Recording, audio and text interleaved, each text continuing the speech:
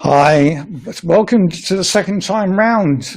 We've been having some technical issues, and I think now we've actually gone live. And I got Dave Jones on here with us. Thank you, Dave, for joining us. I hope that you're noticing I actually wearing my fleece. Um, and just straight away, I just want to say thank you for everybody bearing with us.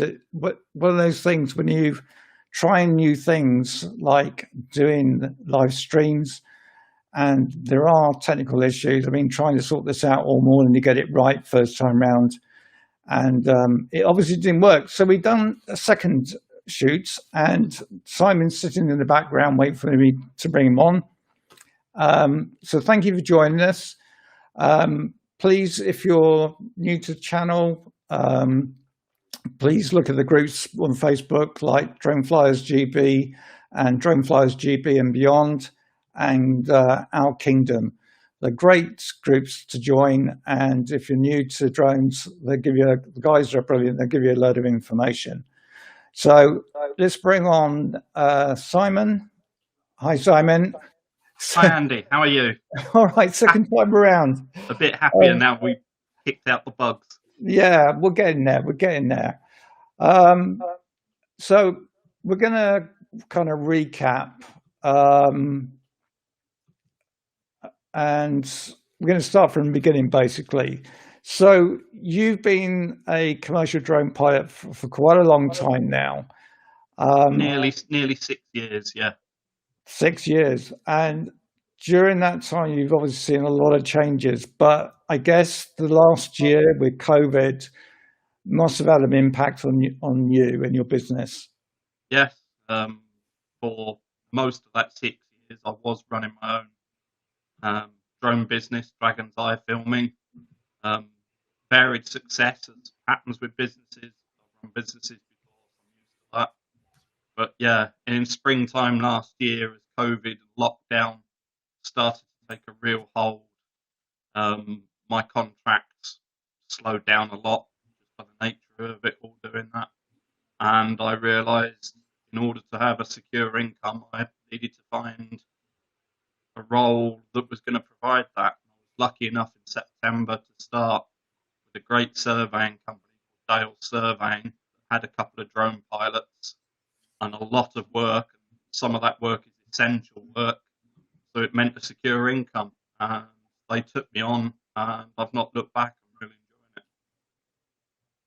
Well, I mean, I'm really pleased that, I mean, it's hit so many people, um, in so many different ways. And, there's kind of two sides to it. There are those that have got COVID, and sadly, we've lost over 110,000 people. And my heart goes out to all those that I've lost. I know within my family circle, we've lost somebody recently. Um, my partner, she works as a carer and part of a team of 14 people, and she has to take a test once a week, and it's nerve-wracking waiting for those results to come back. But then you've got the other side where people, especially with lockdown, that just can't go to work, and the furlough scheme, I think, has helped some people. I think the self-employed, some have said it's helped them. Others are saying that it hasn't helped them or they haven't got it. And it's just, I don't think anybody saw this coming. Oh, The year before, me and my partner, we made plans on what we were going to do. We were looking to go to Scotland, maybe for a long week, and take the drone and what have you. I've never been to Scotland, and it's just one of those places I would love to go on. And then this happened. Anyway, enough of the negativity. Being a commercial drone pilot, you've seen different changes. What did you start out with? I started with a DJI Phantom 3 Pro, Wow, that which is old school. yeah, which I had for quite a long while, and I think when I sold it, it had just short of 400 hours on it. Wow. I mean, yeah, I put it to use, and that was hobby and commercial. And I still fly for hobby now, not just commercial. yeah. What are you flying now as a hobby, for a hobby? For hobby, anything from tallow. If I'm doing, you'd be surprised what can be done with the tallow. We've got one. But my Mavic 2 Pro is my favourite hobby drone. Fits in my rucksack, half a dozen batteries, films superb 10-bit 4K video, great photos, and it's a lot lighter to carry than the M300 that I use for work. Well, I mean, I only started personally a couple of years ago, and I got the first Mavic Air, and I think I should have waited till the new Mavic Pro 2 came out, and then when it did come out, I did get it, and then I sort of put it on my Mavic Air online to sell, and I did get the money I wanted for it. But the guy that I sold it to, he came round. I took him to show it flying and how to fly it as well, and I went through everything with him. Um, and I love the Mavic Pro 2. From a photographer's point of view, having the aperture from f2.8 to 11 is such a wonderful tool, because when I do my sunrises or sunsets, being able to open up the aperture, it makes so much difference. I mean, I know some guys that are still working with the Mavic Pro, and Paul Cousins, who's hopefully going to be coming on with this shortly, sometime in the future. He's still working with the Mavic Pro original, and his work is absolutely amazing. But you've now got more gear than, and God knows how much you spent on it. But what is it's your? not mine. It belongs to work. Thankfully, I don't have to pay for it. Well, thank God for It's that. it's 1,200 per set of batteries. 12. Sorry, say that again. £1,200 for a pair of batteries in the big drone I Wow, fly, and and it needs both. that's the M300s. Yeah, DJI M300. And is that the main drone that you use for work, The or? majority that I fly for work, yes, because of the camera that's on it, it has incredible capabilities, from thermal capabilities to an immense zoom on it, which will go 180 times.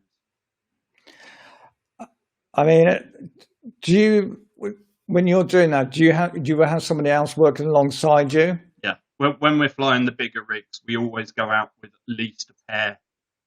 Depending on the area we're flying, we might have not just the co-pilot, but additional spotters as well.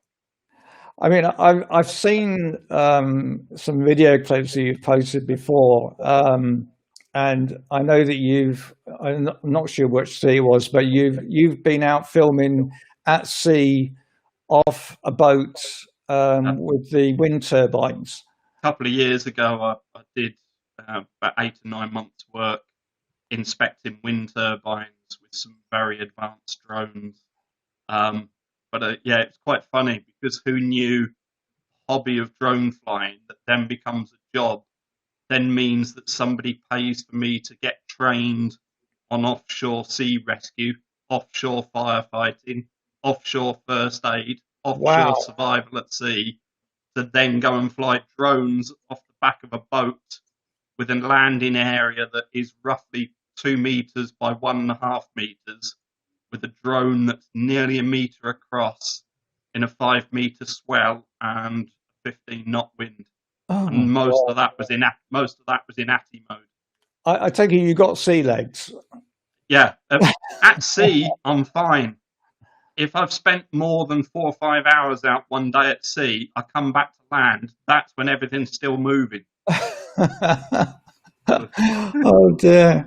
And I've even seen you up windswept up mountains as well. Yeah, just before Christmas, we were up in Shetland for work in a snow blizzard, flying. That was a Phantom.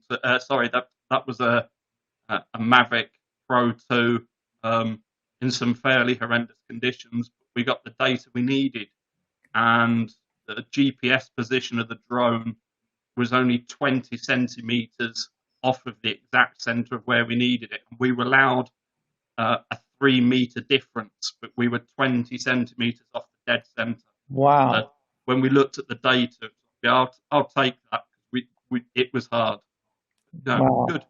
I mean, guys down at the southwest, a bit like what Dave Jones done. He set up a group of guys meeting together up in North Wales, and we got together in the southwest. And on the day, the winds on the coast was about 25 miles an hour, and we all had Mavic Pro 2s, and it was like, do we try and fly in this? And it was like one person said, "Oh, I'll have a go," and it was surprising, like 25-mile-an-hour winds, how well the Mavic Pro 2 actually handles wind. I was quite surprised. A steady wind with most drones, it's easier to control to a point than the gusts. Yeah, It's the gusts that really can, up to a point, anything too far beyond the capability of that drone. And it doesn't matter whether it's a gust or a steady wind, you're going to be chasing it somewhere down the field.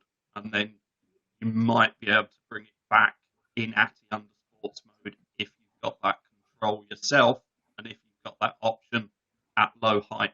When I used to fly model planes, it was known as hedge hopping, and you'd literally come across just the tops of the hedges to try and stay out of the wind and the turbulent air. yeah. I mean, excuse me. Like I say, I was amazed, and one thing you do have to take in consideration is your battery. The more you're fighting against the winds, the more the battery's getting used up. But yeah, that was a good time. I enjoyed that. Looking at the new regulations that have now come in this year, we've got the new ESA regulations that the CAA have now taken on, and that brings in the new certification of the A2 CFC and the GVC. How do you see that, being a commercial pilot? Do you see that as a good thing or a hindrance to your type of business or your Some of it makes more sense. It's more on a risk basis for the weight of the drone, which is good generally. However, sub 250-gram rule, allowing anybody to just read a manual and not even have to pass the Demara's test, Yeah, and then to fly it in a congested area, that is a bone of contention as to whether that's a good idea or not. I can see plus side that it introduces a whole new scope of people to the world of photography and droning, but it also opens up possibilities of a lot of certainly more minor accidents. I don't think a sub 250-gram drone in that situation is likely to kill anybody, and I hope it never does. But there could be a lot more of the minor accidents going on. yeah. Time will tell. Time will tell as to whether it gets clamped down. In Japan, they did have it as a sub 250-gram rule, decided they didn't like it, and then dropped it down, I believe, to sub 200 or might even be 150, just to try and reduce the risk even further. What do you think about the new Mavic Mini 2 that's come out now that anybody can literally go out with and fly one? It's a great tool, but the same with any tool, if it's not used carefully, it can turn around and bite you. So whether that's from the privacy side of people taking off in the garden and flying over neighbouring property, at the moment in the UK, we probably haven't got people sunbathing. Give it a few months, it will happen. Right down to the risk element of flying something that could be 120 metres up, if people think they can still see it at that height. When something goes wrong, it drops out the sky at that point. That's going to have picked up a bit of velocity. And even at 247 grams, it's going to sting.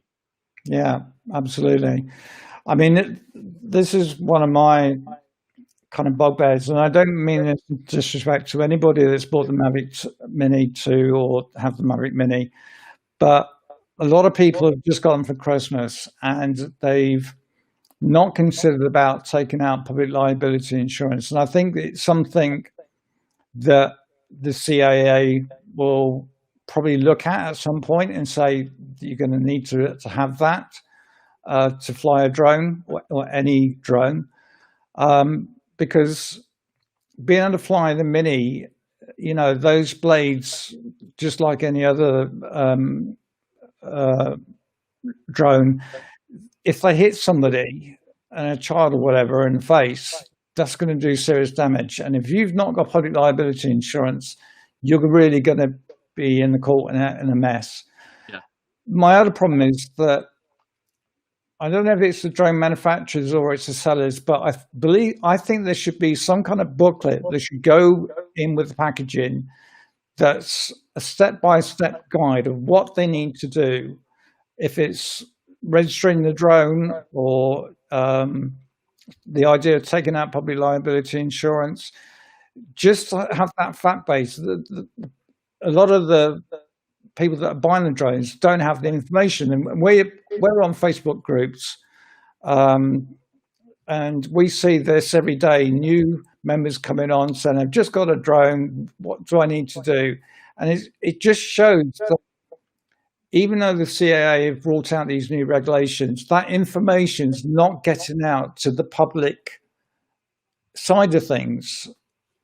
But for as long as I've been flying drones commercially, when it was originally a PFAW, Permission for Aerial Work, there's been all sorts of discussions as to whose responsibility it is to put, say, a copy of the drone code in.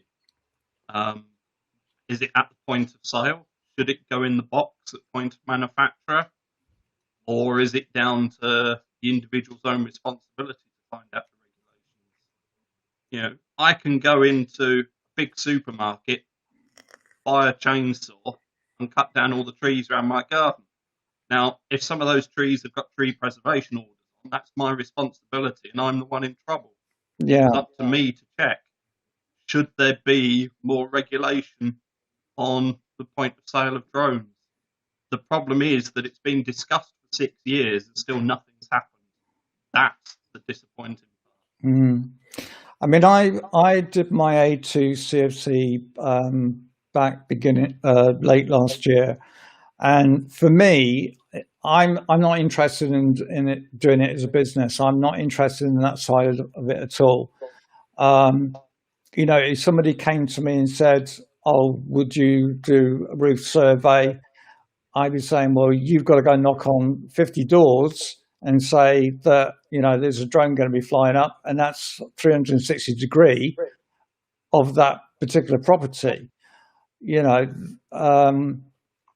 People don't kind of realize that if you have got your A2 CFC, the idea of actually doing it commercially is that the flying over uninvolved people also includes people within their homes or if they're in their vehicles.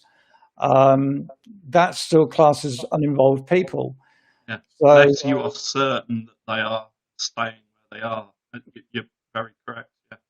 And, that's where I think people are sort of not realizing that the A2 CFC can get you closer. I mean, now, for instance, hopefully, if the council get my agreement through, I can actually go and film sunrises down in the docks of Bristol.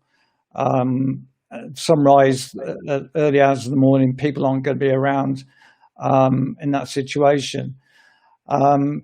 But I'm doing that purely for myself, and yet, if I have an image, I put it on my website. If somebody contacts me and say, "Oh, would you sell me a print of that?" then I'd be quite happy to do that because I'm allowed to. But I'm not willing to go through all the hassle of, contacting people. If the scaffolders or whatever company wants to do that, that's on them. But it's realizing that anybody that's got a drone like that, that's what they've got to do. And they've got to have public liability insurance. You can't just say, well, I've got a Mavic Mini and I'll do, 50 quid, I'll do a drone survey for you. It doesn't work like that. And I think that's where there's got to be some clear guidelines on Yeah. that side of things.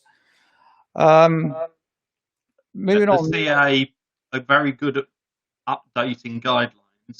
They're not the best at promoting it to the public as to what is and isn't required. If you don't make the inquiry yourself, you probably wouldn't know. Yeah, and I mean, I get emails because I've subscribed to the CAA website, and I get emails, and I noticed they've just dropped the age limits for children now down to, is it 14 years old? I think it's something like that. Maybe Dave might know who's watching us, or somebody else might know. I think it's down to 14 years old now, where before Christmas it was 18 years old. 16 years old with an appropriate adult.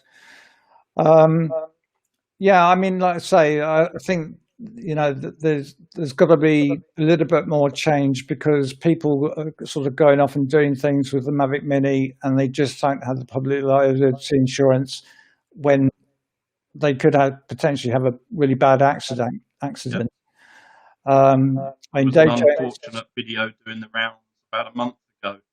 Somebody stood between two live railway tracks, filming himself stood in between the live railway tracks. Really? Mini 2, and he put the quote on, "Sorry for the bad video. I've obviously got a lot to learn." You've got more than just video skills to learn. Yeah. So that after quite a lot of complaints, that got taken down. A lot of us have copies of that. It just goes to be used as ammo, unfortunately, for the decision makers. Like Gatwick is ammo for the decision makers for bringing in regulations. There never was a drone at Gatwick that's been proven. The police spent a fortune trying to prove it, gave up, closed the case, and said we'll probably never be able to prove it. I know. They have no evidence. And it seems crazy when you think how many people have mobile phones with a camera, and yet nobody caught any footage of this so-called drone. Yeah. All the press there with nice long lenses. Yeah, exactly. And then somebody reported that they saw a drone, but it was actually the police drone that was up. Yeah. Oh, yeah. There's the police drone. Another one phoned it in that they've got the photo. They phoned their editor that they've got the photo. When they looked at it on a screen, it was a helicopter 5 kilometers away. I know. Other shots with lights on the cranes nearby. There was no proof. Yeah. Or certainly none gone public of a drone. And even if the police say there wasn't one, well, you kind of think, well, what happened then? I mean, I don't mind talking about it now because I know that nothing's going to happen about it. But I'm not going to mention the name of the particular individual. But I actually, for almost 2 years, worked with the police, and it was with the Metropolitan Police. There was a Pacific officer that I was talking to. I collected a lot of video evidence of illegal flights and what have you. Then what happened at the end of it was that it was sent to the forces where the video had been taken or the drone had been used, but none of them have actually gone through to do any prosecutions, which they don't have the time and resources to act on them. No, they don't. Even though this officer who's part of the drone unit, he was, really, really good. I mean, I gave statements and what have you. We did a lot of stuff. I collected about 20 videos, which I handed over to them. And it's just annoying, to put it mildly, that after all that time that I spent trying to bring justice to this person for the drone community, because at the end of the day, this person was making a laughing stock of us those of us that are doing everything properly and legally. Um, and I wanted to see a prosecution for Yeah. those people that are doing that kind of thing. Now, obviously, with the new changes in the regulations and the easing down, if you like, of where we were 2 years ago, um, yes, it is a good thing, and but I think also, like I say, I think that there's some areas that need to be looked at. Um, one area that I know that when I sent you the questions, how do you see drones involved in aerial conservation and environmental surveying? More and more. I mean, a few years ago, I set up a Facebook group called Conservation with Drones. We've only got a few hundred members, but they're all over the world. They do anything from collecting whale snot with drones to check the DNA of specific whales and check their health, Right. to replanting forests with local seeds, to counting orangutan nests, to measuring bogland across the UK.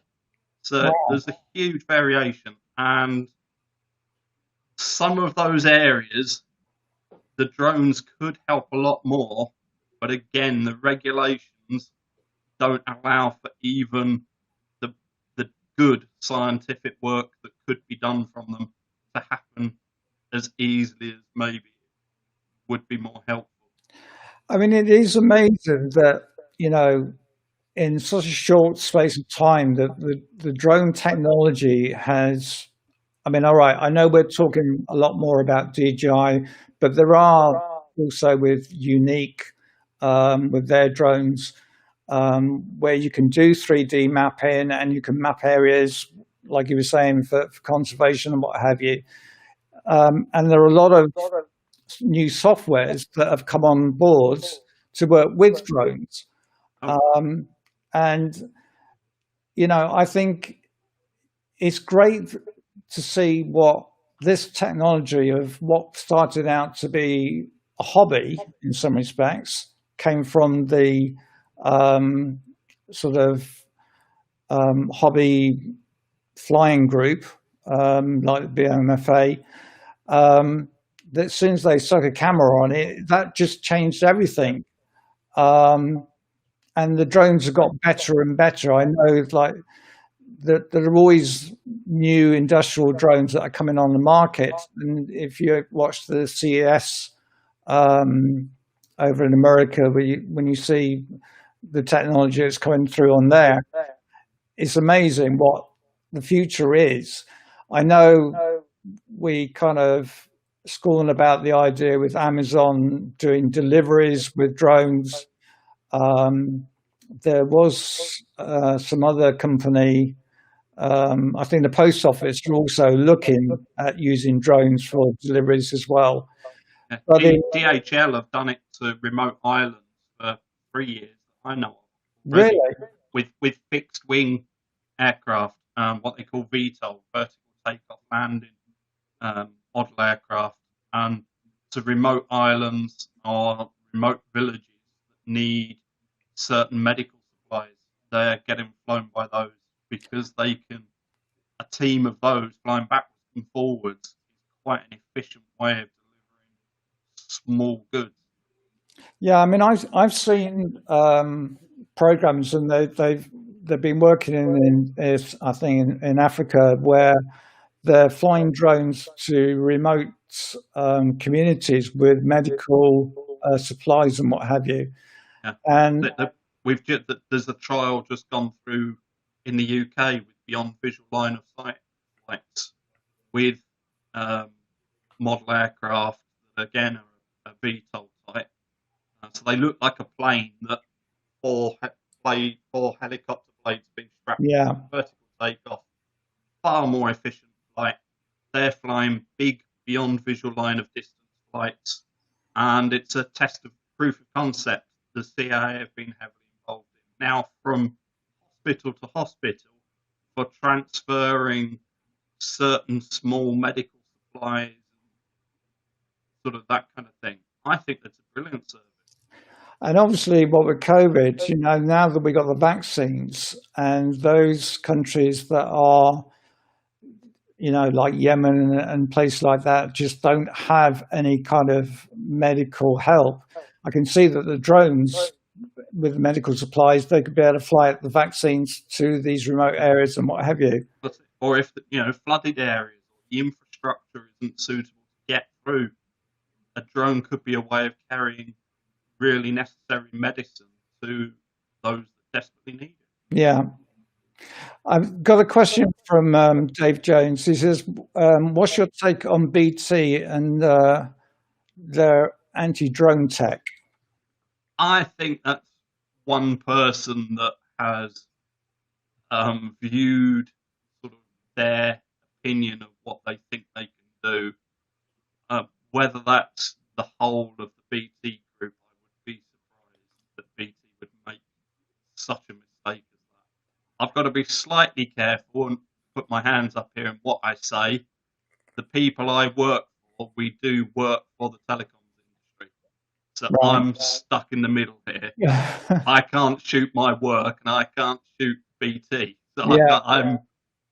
Dave's put me in an awkward position there, but I've Dave. got to be very careful what I say.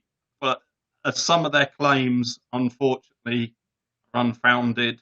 Some of what they've said is putting in fear where there doesn't need to be fear. Yeah, well, I don't want to get you into any Yeah. trouble on with work and what have you. But I mean, again, it's like I say, there's Amazon, DHL, the post office. I mean, there's all this idea, and you brought up the thing about this, which is beyond visual line of sight. Now, with the new courses that are coming out of the GVC, they've also got the bolt-on with the fly beyond visual line of sight. What's your thoughts about that? Have you taken that up or? I haven't done that course at the moment. There's very few people offering it to a standard that has even been agreed by the CAA, because the CAA still haven't finally written all of it out. Right. So there are a few courses available for it, but I'm sure they're all good courses. But at the end of the day, some of what they're going on is information from the CAA rather than what will actually be set as part of their navigation orders. So it could be slightly tricky ground, spending a lot of money on training for something that isn't quite fit for purpose, and then you need to retrain again. Yeah, I mean, that's what I've seen. I'm happy to be proven otherwise. I mean, like I say, the technology has come a long way, and you've only got to look at YouTube and in America where people have actually flown these drones supposedly 2.5 miles away, and so high up in the sky and what have you. The idea of aircraft actually seeing a drone at the speed they're going to, I find it slightly hard that they could actually see a Mavic Pro at that height and pass it by and say, look, there's a Mavic Pro that's just gone down the road. But, I suppose what those videos on a positive side does show that the technology is there to be able to fly beyond visual line of sight. It's just how the CAA expect you to go about that. That's where they're talking about electronic conspicuity. So some kind of a ping system on the drone, yeah, will show up to things like ADS-B receivers on other aircraft. At work, we've just passed that will allow us to fly a very, very long way above the standard legal 120-meter height, because we are using ADS-B out systems that will make the drone show up even on flight radar apps, yeah, as well as to other aircraft if they're fitted with the receivers. But general aviation, they don't actually have to be fitted with ping systems themselves. So the drone might show up, but then their light aircraft might not show up to us. Yeah. I mean, in America, I believe that the DJI drones that are sold over there, that the FAA now can actually, I don't know if it's something in the software, but they can actually track the drone. With certain caveats on it, yes. There's, the problem is that most of the regulations won't keep up with the technology. There are very complicated and surprisingly simple ways around drones of most makes being found. And the homemade, home-built ones are probably actually some of the most difficult ones to track. I've still got a balsa wood glider that's 2 meters across that I can run on a clockwork motor, but it will fly for 2 hours, and I can set it so that the rudder and ailerons do certain things at certain time. There's no radio link on it at all. No. There's no electronics in it. Yeah. You know, how that would show up on anything would be beyond me. I mean, I know Dave Jones is saying that Simon's Breaking up. breaking up a bit. That's my age. It's his age. I'm falling apart. I'm like Winnie the Pooh. My stuffing's coming out. God, I know what that feels like. Yeah, I mean, apologies, Dave. Hopefully you're getting the gist of what Simon's saying.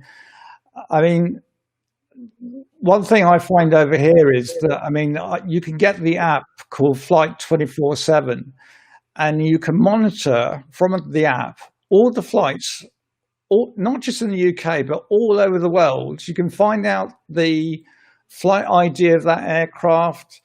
You can follow it from where it's going to where it's landing. And surely that technology could be built into the apps that we're currently using, like the DJI-4. Well, the regulations say we will have to.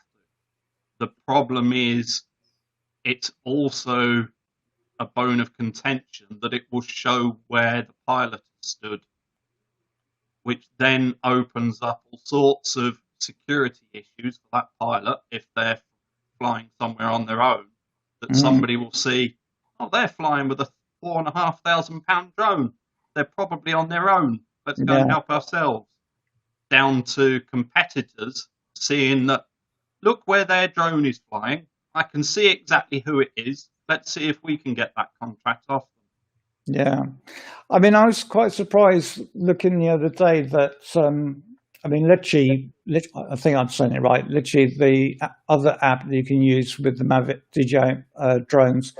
I was quite surprised that they're actually working with the DJI by giving the SDK software. DJI sell the SDK over to any developer. I was quite surprised by that, to be truthful. I thought that they wouldn't have done that. I don't know. It means that they can then adopt and better what other people are doing. DJI had awful pre-programmed flight controls in the early days, whereas Litchi had it licked quite early on. And DJI are trying to do it, and they're closer. They're still some way off. They are trying to see what their competitors are doing, saying we're bigger and better than you, we'll do it ourselves. Yeah, but the trouble is, for those that are buying the drones and they take out the DJI refresh care plan,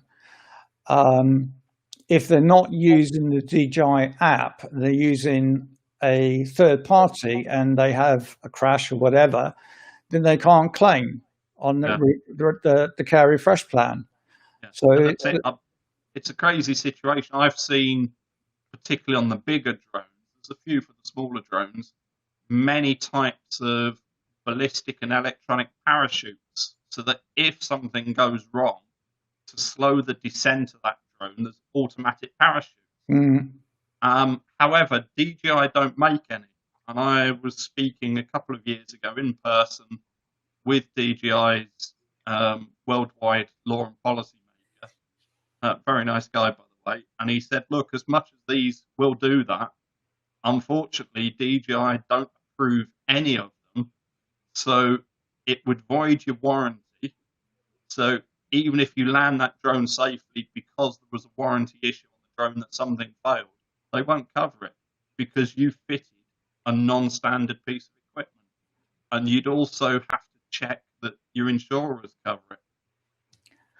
But that's where it sort of gets really confusing, because if you're allowing the SDK code to be used to make apps or make third-party devices like the parachute, or you're using the Loom Cube that you can attach to the frame of the DJI Mavic Pro.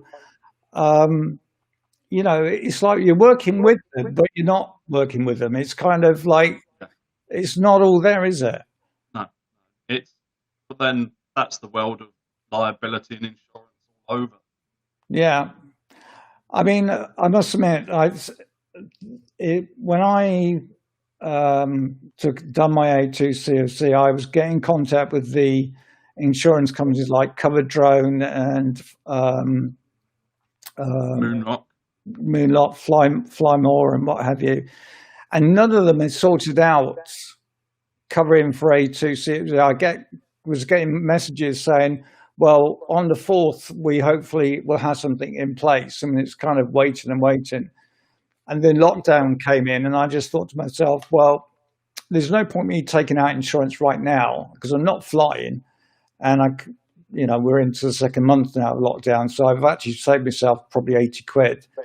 But it's good that the insurers are starting to recognise that. But the problem again, I'd say, is whether you're using the DJI software or you're using a third-party software, whether your claim is verified or not. That's where the problem is. I just don't see how DJI can share it, but they're not endorse it at the same time.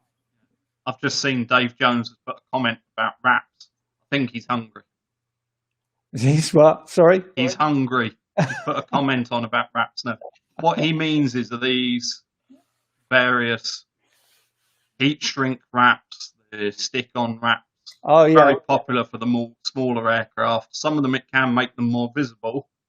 But again, there's no standard for the glue that sticks those on. Yeah, they call them skins, don't they? You and I have seen on the groups various drones that have crashed with wraps where the wrap is flapping. Yeah. Caught in the propeller and brought the drone down. Yeah. I mean, again, it's if you're buying from eBay or you don't know where you're actually getting it from. That's difficult. It's these ideas of that people bring out, and again, people think, oh yeah, I can have a really nice pig looking drone, but like you say, it's not actually covered by the DJI Care Refresh, and it probably won't be covered if you were going through an insurer. Because when they say, well, how did it crash? And they say, well, they had a skin on there and it quite caught up. The ultimate irony will be when somebody has done everything properly, they've printed off their operator code, they've stuck it onto the drone, that comes partly unstuck, brings the drone down. Yeah. I don't know. It's still a lot of things to be sorted out. Moving forward, when you're doing your hobby work, do you do your own editing? I do, yes. On this very laptop I'm talking you through. I enjoy the editing. I'm not very good at it at all. It's a massively steep learning curve that somebody my age, my brain just doesn't get up to speed, shall we say, on it. I can do it. Yeah, I'm very slow at editing. But I do enjoy it. That's not a good enough reason. I mean, I did a photography degree going back. I finished it 3 years ago, 4 years ago, I think it was. I did it part time. It took me 4 years to do it, but I did it. And I was the oldest person in the group, believe it or not. I mean, I'm Yeah. 58 this year. God bless me. I don't know how I managed to look like 25, but I'm going to be 58 this year, and I've got all my own hair still. But yeah, I mean, do you use Photoshop, or are you just using Lightroom?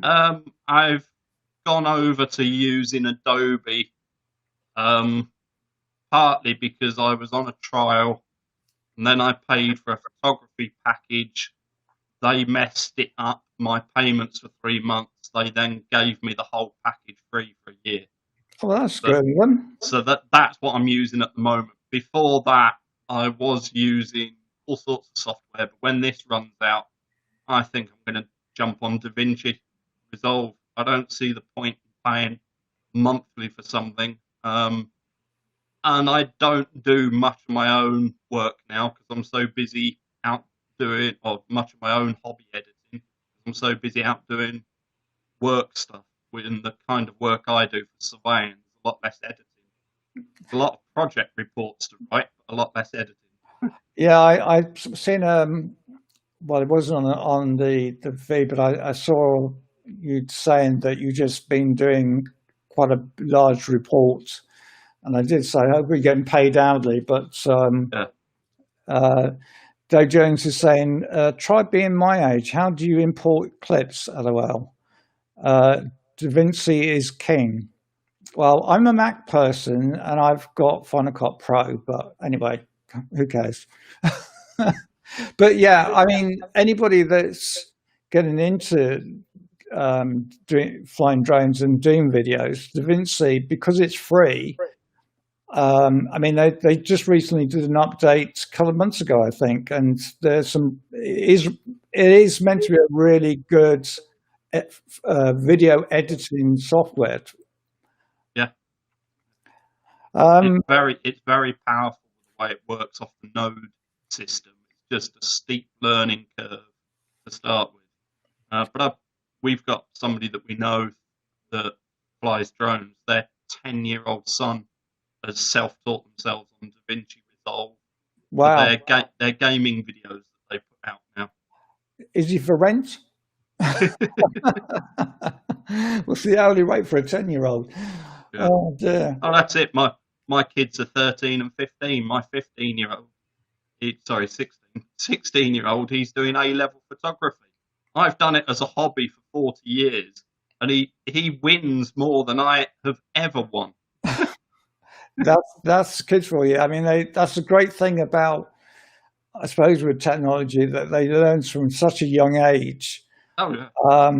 You know, again, going back to COVID, I mean, lots of kids having to work from home, and you know, some don't have devices, and there's been a big input by charities to make sure that kids are actually got computers or tablets to work off, so they can do their homework at school from home. Sorry.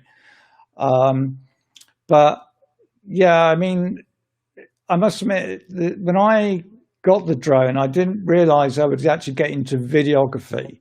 And that's a whole cost that when you think, right, this drone package is, say, £1,000, you forget that probably does H.265 10-bit video, and your £300 6-year-old laptop isn't going to cope.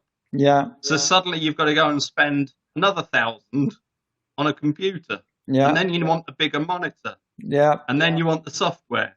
Yeah. And suddenly this hobby of £1,000 drone has cost you the price of a small car. Yeah. But saying that, I mean, there have been a lot of people that have been flying the drone for a couple of years that have become really, really good photographers. Some of the work that Paul does is absolutely amazing. And like I say, he's just using the Mavic Pro, not the Mavic Pro 2. Yeah. And I know he's done his A2 as well, so I think he's holding out for the new C-Class to come out. But it's fascinating that this hobby that starts off as just flying, then takes you into photography, and then takes you into videography. And it's Yeah, a whole thing that lots of people probably didn't think they would ever get into, but they are. And for me, because I'm wheelchair bound, I mean, I've been doing photography for 10, 12 years now, and I do used to do portraiture. I haven't done it because of COVID. I've kind of given that side up for now. But why I got the drone was because it gave me that extra step on the composition that I could create instead of being on the side of a road or on a flat area because I just can't get up mountains or whatever.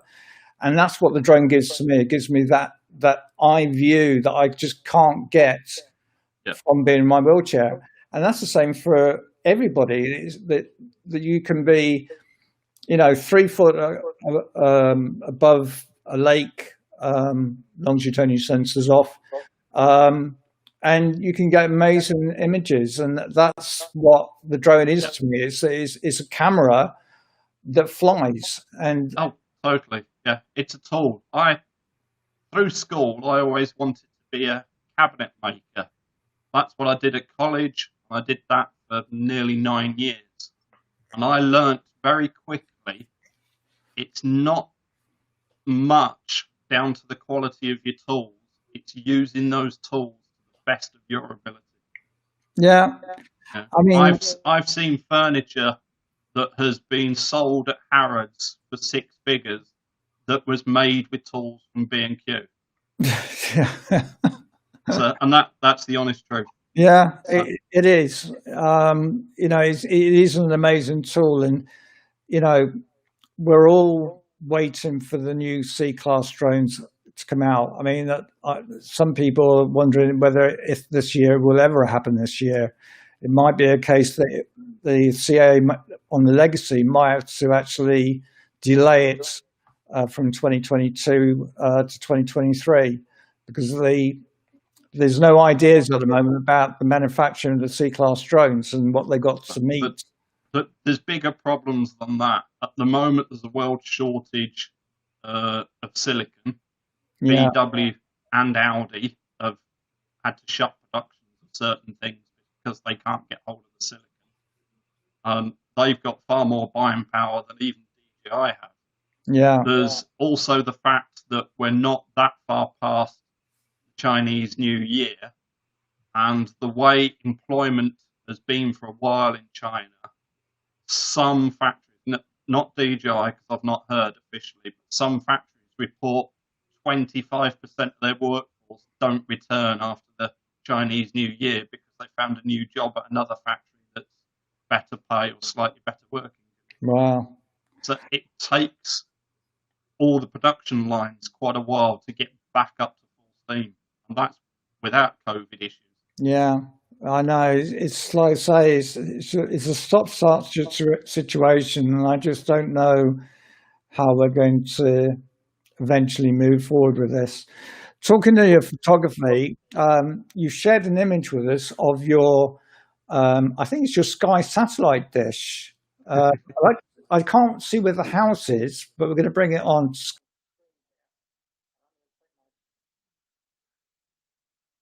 So, for those of you that can see the image, some of you will know me from that image. Some of you will recognise that. The very large telescope in the sunlight is the Lovell telescope at Jodrell Bank in Cheshire. The telescope, that radio telescope, was built that size because it was the biggest that fit on the field that Lovell owned at the time. If he owned a bigger field, it would have been a bigger dish. Wow. And Just to the right of that, that's actually a brand new headquarters for the Square Kilometre Array. yeah, That's the headquarters to the world's that's it. largest ongoing science project. Wow. Last I heard, there's 14 countries paying for it. They will be getting data from 2 different radio telescopes, one in South Africa, one in Australia, each of which are a kilometre square. And they will be dealing with zettabytes of data per second. That's 37,500 DVDs worth of data per second. Wow. That's more than Amazon or Google ever deal with. Well, That was a 4-year project, flying drones, recording them, building it, and all the changes going on there. yeah. They've got actual space scientists there that used to come out because they were fascinated about my drones, and it was a really surreal world. And I noticed actually in the, I'm just showing over here with my cursor that there's actually a smaller dish Yeah, yeah, that's probably not even a quarter of the size of that thing, is it? yeah. And that's actually the newer one. That's the newer one. That's the newer one. The big one on the left is actually a scheduled monument, and it has to be preserved because of the size and the scale and the importance of it. But when I was flying near there, I had to get permissions from all sorts of places and security checks by various, shall we say, MI departments before I was allowed to fly drones there. And then they put the dish in a certain position to keep it out of my way. Wow. That photo is actually 21 photos I took manually with an Inspire 1 many years ago. They hadn't even asked for it. I'd done all the shots they'd asked for, and I'd got a few minutes left in my time slot. So I went up when my thumbs were so numb. It was about -9 that morning. Took the photos, stitched them together. They liked it so much. Jodrell Bank used that as their Christmas card that year that got sent to the heads of all the nations that are paying for the work there. It is a lovely image, I have to say, and it's so sharp and clear. I mean, what was it, -5? Did you say? -9. -9. How long did it take to warm the batteries up? I had those shoved in the heater of the car and down, shall we say, inside my trousers to try and warm them up. I've got a large canvas printout of that very photo, just a couple of meters away from where I'm talking to you. Yeah. One of my favourite pictures. That's the thing, and when I have to say, I'll pull that off for a time being. Oh, we swap sides. What I would say is that, if you've got images that you're really proud of, get them printed, get them stuck on the wall. Don't just leave them on a hard drive. Yeah. I've got a couple of around my office area and down the hallway. We're having the kitchen redone, hopefully at some point, and I'm looking for another print to go in there if I can talk my. Yeah. They remind you why you do it. Yeah, absolutely, and I would definitely say, if you love what you've done, then get it printed. Be happy with it. I'm going to ask you one final question, and really, it's about how would you, if you were starting a new business with a drone, how would you go about it during the situation we're at the moment? Or even if we're outside the situation we are at the moment? Yeah, I'd find my local business hub, contact them. Most councils have them. They'll help you for free. They will help you write a business plan. I've been going on about business plans on the forums for years. I get knocked for it, and you don't always need one. But if you are trying to go into it and you don't already have somebody saying, I've got X number of pounds of work waiting for you, just pass the certificate and we're ready to go. Very few people are in that position. Go and write a business plan. Find out who your clients will be, who your competition will be, and why on earth should they pay you, sometimes quite a lot of money in their eyes, to do the work when they've got somebody's nephew that will do it for a beer or a Coke. So you've got to persuade them why you are the ones that they should give their hard-earned money to. Yeah.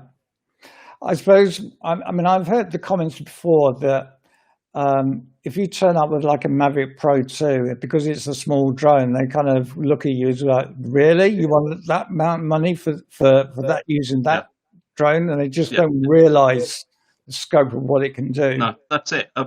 The first Inspire I had was the black one. There weren't so many of them about as the white one. Identical in every way but the colour.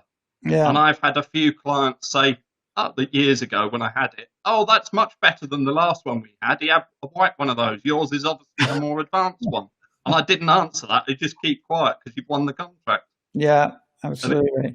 But other clients don't care. If they're sort of quite good tech clients, they know it's all about the data. If the data, whether that's video, a survey, photogrammetry project, whatever it is, if the data is what they asked for, and then sometimes a bit extra as well, they're happy.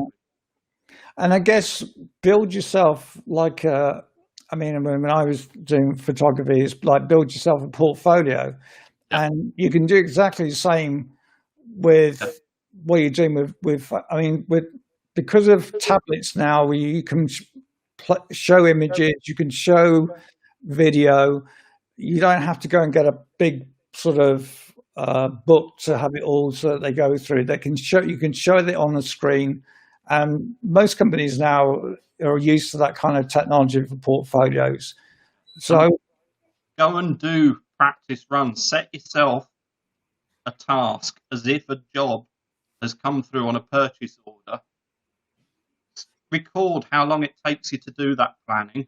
Drive into the job, doing the job, the fuel you've burnt getting there, the time on the site, the time dealing with the data back in the office, and work out how many hours you put into that. And then you can start to work out, actually, I've got X number of bills coming in, not just for the business, your personal bills, your mortgage, your water, electric, car hire, the depreciation on your equipment. And you suddenly realise charging £20 an hour, you're not going to make a profit. Yeah. Not unless you are doing an awful lot of close, regular work that you're not travelling for. Yeah. I mean, I saw a post a couple of weeks ago where somebody apparently bought a Mini, and his company was saying, I will get you to do this work for us using your Mini. And it was almost like he hadn't even bought the Mini, but he'd already got the client that was going to say yes to what he was offering. And it's like, I don't see how that can be a business plan. And they've got to be really understanding clients if they haven't seen any work from you before, to say, yeah, okay, when you get your drone, we'll take you on, kind of thing. A business is there for one thing, to make profit. Otherwise, it's an expensive hobby. Even if it's breaking even, that's better than a very expensive hobby that people like to disguise as a business. Yeah. If you're not making profit while you're doing it as a business, give it up, do it as a hobby, and find something else. Yeah, absolutely. I mean, just normal photography. I mean, I've got a Sony A99 version 2. I mean, just the body itself, you're talking £3,500. Earning that kind of money back, unless you, like say, you've got a business plan and you got a price that you're going to charge per an hour, you've got to stick to that. If they say, oh, well, no, you've got to stick to it. You've got to show that you're really in charge at the end of the day. You are as good as you are. And being busy doesn't mean that it's a profitable business. No. I've run businesses before. I've worked for a lot of small and large businesses over the years. And some of them, because they were constantly working, were horrified to see that actually they hadn't made any profit at the end. Yeah. Whereas the smart businesses, wedding photography, you'll be well aware of what it's like with wedding photographers. I know a very good wedding photographer that he only does one shoot a month. Yeah. And he's paid his mortgage off in 12 years. Yeah. Rather than going out and killing himself trying to do a shoot every weekend and get everything ready during the week and prepare for the next one, for somebody that is probably not making a huge amount above minimum wage. Yeah. It's find your market and earn your money from it. I mean, again, when you say about wedding photographers, I mean, even they are starting to use drones now, as well as videographers, because they come as a whole package now. Oh yeah, the sub 250-gram drones will be a godsend to them. Yeah, absolutely. Well, Simon, thank you so much for all your time this afternoon. And apologies to everybody and Dave that's been watching about the technical issues. Again, like I said, this is a learning curve for me. I'm doing this completely off my own back. I'm enjoying doing it, and I'm doing it really to help the drone community so that they can talk to guys like Simon and hopefully come away from these videos with something that they either found interesting or they're going to look into. So I appreciate all your time that you've given this afternoon. I mean, we've gone over much time than I expected we would be doing, but I do appreciate all you've done this afternoon for us. Yeah. Thank you, Andy. And if you want me back and I'm available, I'm happy to help. Brilliant. Well, that's it from now. Thank you so much to Simon, and please subscribe to the channel, and also have a look at the Facebook groups if you're new to the photography, to drones. Check out the links below. I will be putting a link to Simon's face page. And hi, Phil. Unfortunately, we just finished now, but just a quick question for you, Simon, from Phil Kingsland. No kit for sale, but beyond visual line of sight needs 360 steerable camera for pilot. I can't say that word. There is kit available because, as I say, the CAA really looked into this. I won't say the group name, but they've worked extremely hard with the CAA and NHS to fly BVLOS this year for certain things to do with COVID from between hospitals. And they're not the only people doing it. The kit is there, the technology is there, it's amalgamating it into a workable workflow that is safe for everybody, that everybody agrees on, so we don't end up with Betamax and VHS trying to run at the same time, for those of you of a certain age. Yeah, unfortunately, Simon, you just broke up a little bit, but I'm just going to explain. I think you're saying that basically the technology is there. It's just bringing it online at some stage. You know, we don't know what DJI have got coming out this year in regards of any of the new drones. So we're just going to watch this space at the moment as the flying beyond visual line of sight. Again, it's a big question that, you know, at some point, maybe in 5 or 6 years, we'll all be able to fly beyond visual line of sight to become a norm. But there's got to pass the safety aspects with the CAA and obviously other organisations as well. But like I say, thank you ever so much, Simon, for coming on. And thanks everybody for watching. And if you're watching this on catch up, as they call it, I hope you enjoy it. And then when we do the next live stream, which hopefully we will have all the bugs out of it. We seem to have got it on this time. We'll be doing it then. Thank you, Simon. Take care. Thank you, guys, and be safe and look after yourselves.